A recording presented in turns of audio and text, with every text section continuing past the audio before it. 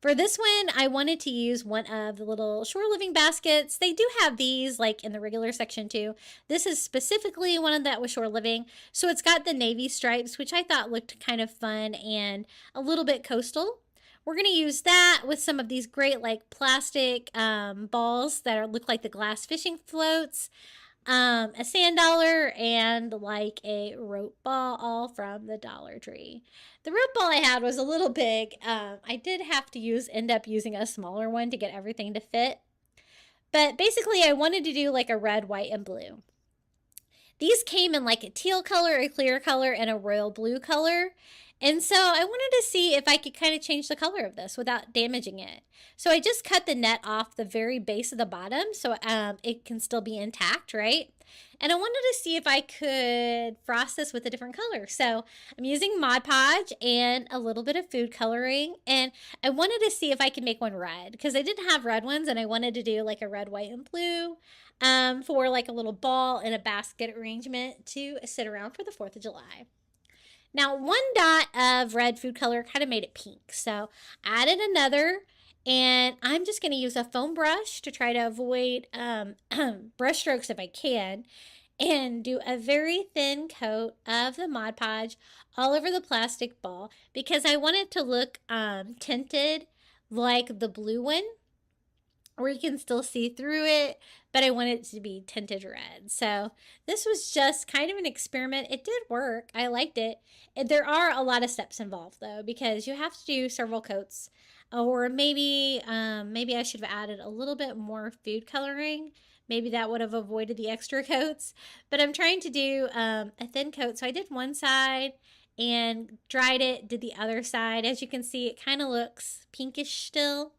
So let's go over it with another coat to see how red we can get it.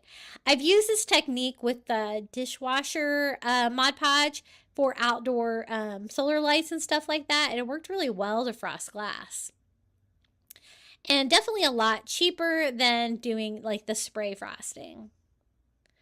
But this is what it looks like so far, 2 coats. I still wasn't happy with it, and I still have some of that Mod Podge left. So let's go over it with a 3rd coat to see if I can make it a little bit more red.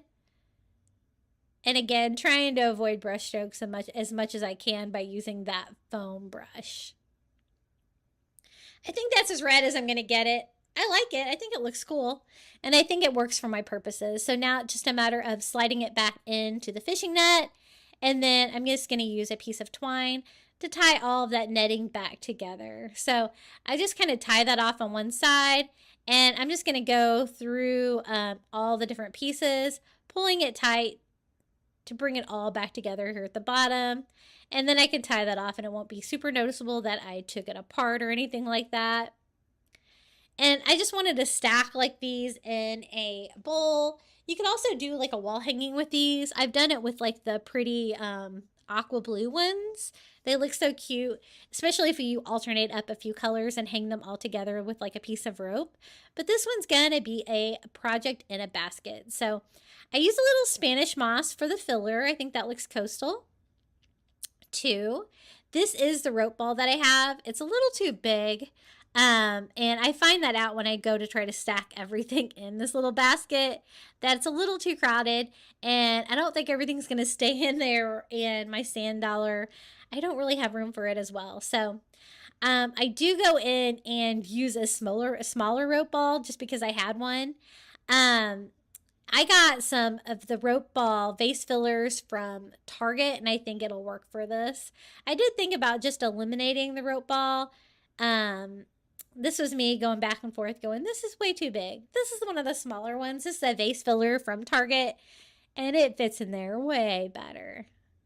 So just trying to alternate kind of which way my glass fishing floats go in there, but I kind of wanted to do the red, white, and blue with the sand dollar. But I didn't want to leave the sand dollar plain. I wanted to give it a little patriotic fun too. So using some Dollar Tree napkins, I'm going to show you how I decoupage this. I love decoupaging these little sand dollars from the Dollar Tree. It's a fun way to add a little personality.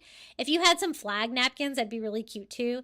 These are like the red and blue stars with a white background, so I'll still get that red, white, and blue, but a little bit more of a patriotic vibe. And it takes a very thin coat of Mod Podge to do this. And when I took the napkin apart, I separated the layers just to give me one layer of the napkin. You want it as thin as possible. And I just do that very thin coat of Mod Podge all over the sand dollar and very carefully, trying not to rip my napkin, smooth this out right on top. It dries really quickly and then I can remove the excess napkin. The best way I found to do that is just to use a sanding block and sand that paper off to give you a perfect cut around that kind of abnormal shape that these little sand dollars from the Dollar Tree are. And then I'll also cut out the slots for the different parts of the sand dollar too, so you can tell what it is. Trying to find some small scissors to kind of cut these out. What works really well for these like little inside parts like this to get rid of the excess paper is a nail file. But I didn't have a nail file handy that was going to fit into these slots. But I'll show you what I ended up doing. I just tried to cut out all the slots, all 5 of them with the scissors. And then kind of push the paper and glue it down on the inside of the slots just using the end of a paintbrush. And that seemed to work pretty well. We are going to seal this to make it a little bit more permanent. And the stars are only on the front part of the sand dollar here. So I think that's going to work, but you could use a file for that, just carefully. Carefully sand the inside of those slots. And then I went over the top of it with another thin coat of Mod Podge to secure everything and make sure it is nice and sturdy. And there it is, our little patriotic sand dollar. I think it turned out really cute. And it's the perfect final thing for the little arrangement we have here. I love those glass fishing floats, and yes, you can dye them colors. So we have the red, white, and blue. We have the sand dollar. And I love the little blue striped basket. I think it's really cute. Just another little fun, whimsical coastal 4th of July decoration that's very coastal, but it has that little flair of red, white, and blue for the 4th of July.